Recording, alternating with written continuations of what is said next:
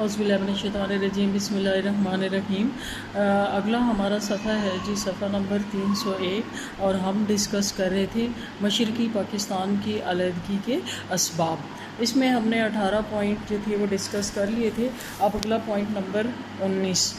یہ ہے مغربی بلاک کی پاکستان دشمن عناصر کی حوصلہ افزائی۔ جیسا کہ آپ کو پتہ ہے کہ بھارت پاکستان بننے سے پہلے بھی اس کے حق میں نہیں تھا، لیکن پاکستان جب بھارت نے دیکھا کہ پاکستان بننا ناگزیر ہے تو اب اس کی بننے کے بعد بھارت کی ہمیشہ یہ کوشش رہی کہ وہ پاکستان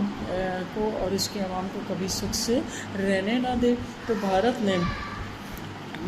عوامی لیگ کے ان عناصر کی سرپرستی کی۔ عوامی لیگ جو تھی وہ شیخ مجیب الرحمان کی تھی، تو یعنی سب سے پہلے تو شیخ مجیب الرحمان جیسے غدار وطن بھارت نے ہمارے پاکستان کے اندر تیار کر لیے، اور پھر شیخ مجیب الرحمان کی جو عوامی لیگ تھی اس کے ان عناصر کی اس نے سرپرستی کی جو مشرقی پاکستان کو علیحدہ کرنا چاہتے تھے۔ بھارت نے پریس، ریڈیو، اپنے سفارتی نمائندوں کے ذریعے بنگلہ دیش کی تحریک کے حق میں اور پاکستان کے خلاف پروپیگنڈا کر کے دنیا کی رائے عامہ کو گمراہ کیا۔ پھر اس نے مشرقی پاکستان کے کچھ تقریب کاروں کو جمع کر کے اپنی مفتی باہنی کی نام سے ایک نیم فوجی تحریک بھی شروع کی۔ بظاہر جو تھی وہ فریڈم فائٹرز کی وہ تھی تحریک، بنگالیوں کو ہیلپ آؤٹ کرنے کے لیے، لیکن اندر خانے یہ پاکستان کے ٹکڑے کرنے کے لیے تھی۔ تو بھارت کی ان تمام کوششوں کو دوسرے ممالک کی حمایت حاصل تھی۔ ان ممالک نے نہ صرف بھارت کو فوجی امداد مہیا کی بلکہ سفارتی سطح پر بھی بھارت کے موقف کی حمایت کی۔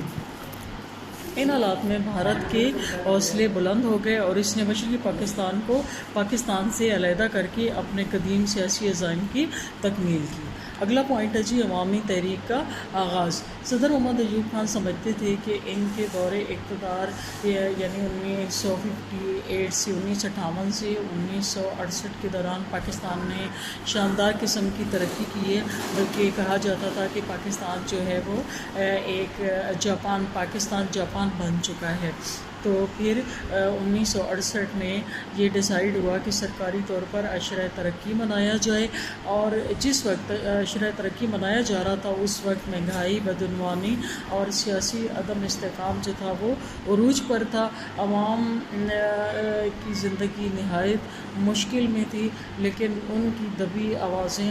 صدر ایوب خان تک اور حکومت کے ایوانوں تک پہنچ نہیں پا رہی تھیں، اور جب وہ عشرہ ترقی منا رہے تھے تو مارکیٹس میں چینی کا اس قدر بحران تھا کہ چینی عوام کو میسر نہیں تھی۔ تو اس پر یہ ہوا کہ لوگوں کے اندر بہت سا غصے کی جو آگ تھی وہ بھڑک اٹھی، اور ان کا لاوا جب ان کنٹرولڈ ایبل پوزیشن تک پہنچ گیا تو پھر اس نے ایک عوامی تحریک کی شکل اختیار کر لی صدر ایوب خان کے خلاف، اور شیخ مجیب الرحمان جو تھے وہ اپنے چھ نکات کے ساتھ، اور مولانا بھاشانی جو تھے وہ سوشلزم کی راہ ہموار کرنے میں کامیاب ہو گئے، اور یوں اس عوامی تحریک جو تھی یہ بھی پاکستان کے ٹکڑے کرنے اور مشرقی پاکستان کی علیحدگی کا باعث بنی۔ اس کے بعد ہے جی شیخ مجیب الرحمان کی ملک کے خلاف سازش۔ شیخ مجیب الرحمان جیسا کہ آپ نے دیکھا ہے کہ 1970 کے الیکشن کے بعد اس کی سازشیں عروج پر تھیں، تو جب اس نے ملک میں یعنی بہت زیادہ فساد برپا کر دیا تو اس کو گرفتار کر لیا گیا، اور ہندوؤں نے مشرقی پاکستان میں یہ پروپیگنڈا کرنا شروع کر دیا کہ پاکستان کی حکومت مشرقی پاکستان کے باشندوں کو اقتدار میں شریک نہیں کرنا چاہتی، تو اس وجہ سے وہ ان کو گرفتار کر رہی ہے۔ لہٰذا جب حکومت نے دیکھا کہ اس کو گرفتار کرنے سے حالات زیادہ خراب ہو رہے ہیں تو حکومت نے پھر اس کو رہا کر دیا، لیکن رہا کرنے کا بھی کوئی فائدہ نہ ہوا کیونکہ اس وقت تک حالات کنٹرول سے باہر ہو چکے تھے۔ اس کے بعد اگلا پوائنٹ ہے جی 1969 کا مارشل لاء۔ محمد ایوب خان نے اقتدار مسلح افواج کے سربراہ جنرل محمد یحییٰ خان کے سپرد کر دیا۔ یہ 25 مارچ 1969 کی بات ہے، جب دیکھا اس نے کہ حالات میرے کنٹرول سے باہر ہیں، تو یوں جنرل یحییٰ خان نے آ کر 1969 میں دوبارہ مارشل لاء نافذ کر دیا۔ اس کے بعد اگلا ہے جی مجیب الرحمان کے 6 نکات۔ تو شیخ مجیب الرحمان کے 6 نکات اصل میں بنگلہ دیش کا نام استعمال کیے بغیر علیحدگی کی دستاویز ہی تھے، اور اس دستاویز کے 6 نکات جو تھے وہ یہ تھے کہ پاکستان کا ایک وفاق ہو اور دونوں حصوں کا الگ الگ عام بالغ رائے دہی کی بنیاد پر براہ راست انتخابات ہوں۔ پھر دوسرا ہے کہ وفاقی حکومت کا تعلق امور دفاع اور امور خارجہ تک محدود ہو، اور اگلا پوائنٹ ہے جی کرنسی دونوں ملکوں کی الگ الگ ہو۔ پھر ٹیکس لگانے کا اختیار صوبوں کو حاصل ہو، اور اگلا ہے ہر صوبے کی درآمدی تجارت کا الگ حساب رکھا جائے اور دونوں حصوں کی الگ الگ فوج قائم کی جائے۔ اگلا پوائنٹ ہے اسلام کی بجائے سوشلزم کا نعرہ۔ یہ جیسا آپ کو پتہ ہے کہ پاکستان جو ہے وہ تو اسلام کے نام پر وجود میں آیا تھا، لیکن پاکستان کے وجود میں آنے کے بعد یہ سمجھا جانے لگا، بعض سوشلسٹ عناصر یہ سمجھنا شروع ہو گئے کہ مسلم لیگ کا اسلام کا نعرہ جو تھا وہ جسٹ اصول پاکستان کے لیے تھا، اور اب جب کہ پاکستان حاصل کیا جا چکا ہے تو یہ 2 قومی نظریہ جو ہے یہ اب ختم ہو گیا۔ چنانچہ 1970 میں سیاسی جماعتوں نے معاشی انصاف کا مجدہ سنایا اور معاشی مساوات سوشلزم کے نظام پر بتائی، یعنی انہوں نے کہا کہ معاشی مساوات جو ہے وہ اسلام کے ذریعے نہیں بلکہ سوشلزم کے ذریعے حاصل کی جا سکتی ہے، اور یہی وجہ تھی کہ 1970 کے انتخابات میں اسلامی نظریات کی حامی جماعتوں کے مقابلے میں سوشلزم کی علمبردار جماعتوں کو نمایاں کامیابی ہوئی، جیسا کہ عوامی لیگ۔ اس کے بعد ہے جی اگلا پوائنٹ نمبر 25 1970 کے انتخابات۔ 1970 کے منصفانہ انتخابات نے مشرقی پاکستان میں شیخ مجیب الرحمان کی عوامی لیگ کو نمایاں کامیابی دے کر 6 نکات پر مورِ تصدیق ثبت کر دی، اور عوامی لیگ اب اس پوزیشن میں تھی کہ وہ اسمبلی کے ذریعے ہی مشرقی پاکستان کی علیحدگی کو منوا سکتی تھی، یعنی اس کو جب انتخابات میں شیخ مجیب الرحمان کو کامیابی نمایاں حاصل ہوئی تب اس کو پتہ چل گیا تھا کہ میں میجورٹی میں ہوں، لہٰذا وہ اپنی بات منوانے کے لیے تلا ہوا تھا۔ تو ذوالفقار علی بھٹو کیونکہ اس کے مقابلے میں اس کی کم سیٹس تھیں، لہٰذا ذوالفقار علی بھٹو نے اسے دعوت دی کہ اسمبلی کے اپنے ساتھ اتحاد کرنے کی، لیکن وہ کسی صورت بھی مان نہیں رہا تھا۔ اصل میں بات یہ تھی کہ شیخ مجیب الرحمان جو تھا وہ بھی اقتدار کا خواہاں تھا، اور جو ذوالفقار علی بھٹو تھے وہ بھی چاہتے تھے کہ مجھے اقتدار ہی ملے، لہٰذا ان دونوں کی آپس میں کچھ سمجھوتا نہ ہو سکا، اور جب ان کا سمجھوتا نہ ہوا تو ملک کے حالات بگڑ گئے، اور یوں ملک کا جو مشرقی حصہ تھا وہ الگ ہو گیا۔ اگلا پوائنٹ ہے اندرا گاندھی کا کامیاب دورہ یورپ و امریکہ۔ اندرا گاندھی یعنی اس وقت کی بھارت کی وزیر اعظم نے جب دیکھا کہ پاکستان کے حالات اس حد تک خراب کر چکے ہیں کہ اب ان سے فائدہ اٹھایا جا سکتا ہے، تو اس نے پھر یورپین کنٹریز اور امریکہ کا ایک کامیاب دورہ کیا۔ اس دورے میں اس نے مشرقی پاکستان کے عوام کے ساتھ بہت ہمدردی شو کی اور مگرمچھ کے آنسو بہائے، اور یہ شو کیا کہ پاکستان کی جو عوام ہے وہ بہت مشکل میں ہے مشرقی پاکستان کے، اور جو پاکستان کی حکومت ہے اس سے وہ ہینڈل نہیں ہو رہے، اور اسی آڑ میں اس نے پھر کیا کیا کہ مشرقی پاکستان پر فوج کشی کی کارروائی کی گئی۔ تو امریکہ کے صدر جو تھے وہ ان کے اپنے مفادات تھے، اور اس نے پھر بھارت کی وزیر اعظم کے ساتھ دونوں کا یہ سمجھوتا ہوا کہ کامیابی کی صورت میں وہ بنگلہ دیش میں اسے اڈا فراہم کرے گا۔ اسی طرح بھارتی وزیر اعظم اندرا گاندھی نے اپنی سیاسی چال سے پاکستانی امداد کے تمام دروازے پہلے ہی سے بند کر دیے تھے، لہٰذا ان کو یعنی سمجھیں کہ پاکستان کو نہتہ کر کے پھر اس کے دونوں بازو جدا جدا کر دیے۔ اگلا پوائنٹ ہے بھٹو مجیب اختلافات۔ جیسا کہ میں نے بتایا ہے کہ جنرل یحییٰ خان نے ملک کی 2 بڑی جماعتوں کے درمیان اقتدار پر سمجھوتہ کرنے کے لیے ڈھاکہ میں شیخ مجیب الرحمان اور ذوالفقار علی بھٹو کے درمیان ملاقات کا اہتمام کیا۔ دونوں رہنماؤں کے درمیان مذاکرات ہوئے۔ مسٹر بھٹو نے مجیب الرحمان کے 6 نکات میں سے 5.5 نکات جو تھے وہ تسلیم کر لیے اور اپنے ساتھیوں سے مشورے کے لیے وہ مغربی پاکستان لوٹ گئے، یعنی کافی حد تک ان کے درمیان میں سمجھوتہ ہو چکا تھا۔ لیکن جب بھارت نے مجیب الرحمان کو اور یحییٰ خان نے صدر پاکستان بننے کی خواہش کی، یعنی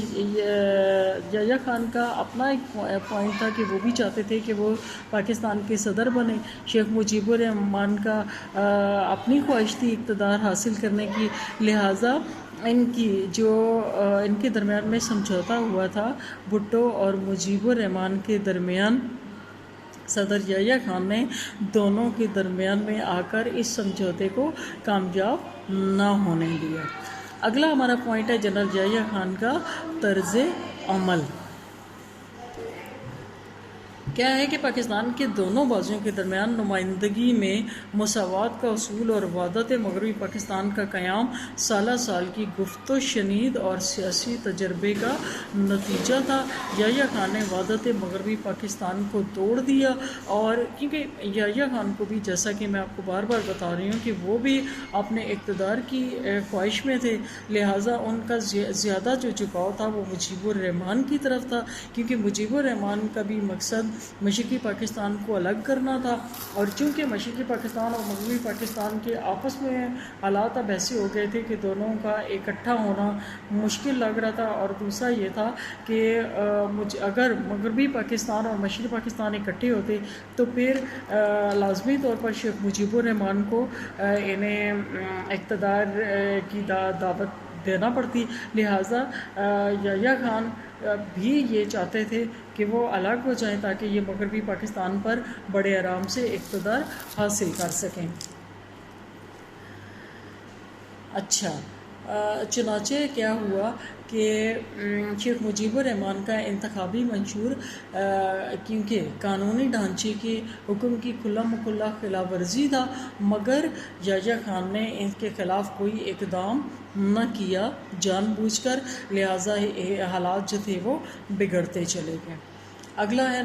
پوائنٹ جی جنرل ٹکا خان کی فوجی کارروائی۔ 23 مارچ 1971 کو مجیب الرحمان کی رہائش گاہ پر پاکستانی پرچم کی جگہ جب بنگلہ دیش کا پرچم لہرایا گیا تو غیر بنگالیوں کا قتل عام تیز کر دیا گیا، تو 26 مارچ کو عام بغاوت کے اعلان سے چند گھنٹے پہلے فوجی کارروائی شروع ہو گئی۔ اس وقت سے پاکستان میں کمانڈنگ اور ناظم مارشل لا صاحبزادہ یعقوب خان اس مسئلہ کو فوجی طاقت سے حل کرنے کے خلاف تھے، مطلب وہ چاہتے تھے کہ فوجی کارروائی نہ کی جائے، کیونکہ اپنوں کے ذریعے اپنوں کو مارنا کوئی عقل مندی نہیں ہوتی، لیکن ان کی رائے کو تسلیم نہ کیا گیا، لہٰذا وہ اپنے عہدے سے مستعفی ہو گئے۔ پھر ان کی جگہ پہ جنرل ٹکا خان کو بھیجا گیا۔ صوبائی گورنر ایم مالک نے فوجی کارروائی پر اپنا رد عمل ظاہر کرتے ہوئے یحییٰ خان کو 17 اپریل کو ایک خط لکھا، اور لباب اس کا بھی یہ تھا کہ وہ یہ چاہتے تھے کہ یہاں پر فوجی کارروائی نہ کی جائے، لیکن یحییٰ خان نے یہ خط پڑھا اور اس پر مختصر دستخط کیے، اور پھر جو تھا وہ اس کو فائل کر دیا فوجی کارروائی میں، اور فوجی کارروائی کو جو تھی وہ اس کی اجازت دے دی۔ تو فوجی کارروائی نے ملک کے دونوں بازوؤں کے درمیان شدید نفرت اور عداوت کے جذبات پیدا کر دیے، اور جو بعد میں مشرقی اور مغربی پاکستان کی جدائی کا باعث بنے۔ اس کے بعد اگلا پوائنٹ ہے جی سلامتی کونسل میں پاکستانی وفد کا طرز عمل۔ اب آخری امید جو تھی وہ سلامتی کونسل تھی، اور یہ توقع کی جا رہی تھی کہ سلامتی کونسل میں کوئی سیاسی حل نکالا جائے گا۔ اس طرح ملک کے دونوں حصوں میں شیخ مجیب الرحمان کے 6 نکات کی بنیاد پر مشرقی پاکستان کا برائے نام تعلق قائم رہ جائے گا، لیکن پاکستانی وفد چونکہ نے جو انداز اختیار کیا وہ جنگ بندی کی قراردادوں کو قبول نہ کر کے ملک کے لیے خطرناک صورتحال پیدا کر دی، یعنی جو وفد گیا ہوا تھا اس نے بھی جنگ بندی کی قراردادوں کو قبول نہ کیا، اور وہاں پر یعنی صحیح طریقے سے حالات کو کنٹرول کرنے کے لیے سلامتی کونسل میں ریپرزنٹیشن کچھ اچھی نہیں دی گئی، جس کے نتیجے میں کیا ہوا کہ ملک کے لیے خطرناک صورتحال اختیار ہو گیا، ملک جو تھا وہ خطرناک صورتحال اختیار کر گیا اور فوجی کارروائی سے، جس کے نتیجے میں 92,000 فوجی اور پاکستانی بھارتی قید میں چلے گئے اور یوں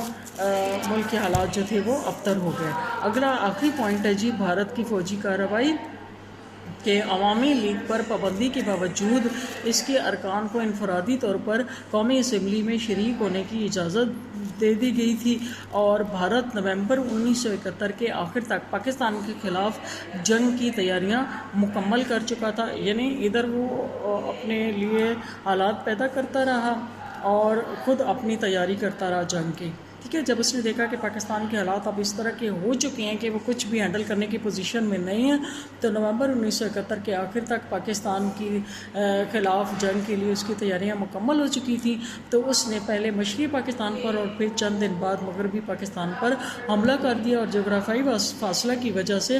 پاکستانی فوجوں کو رسد نہ پہنچ سکی اور وہ اس علاقے میں قید ہو کر رہ گئیں۔ بنگالیوں نے کھل کر حملہ آوروں کا ساتھ دیا۔ حقیقت یہ ہے کہ اگر بھارت فوجی مداخلت نہ کرتا تو بنگلہ دیش بننے کے لیے ایک طویل عرصہ درکار تھا۔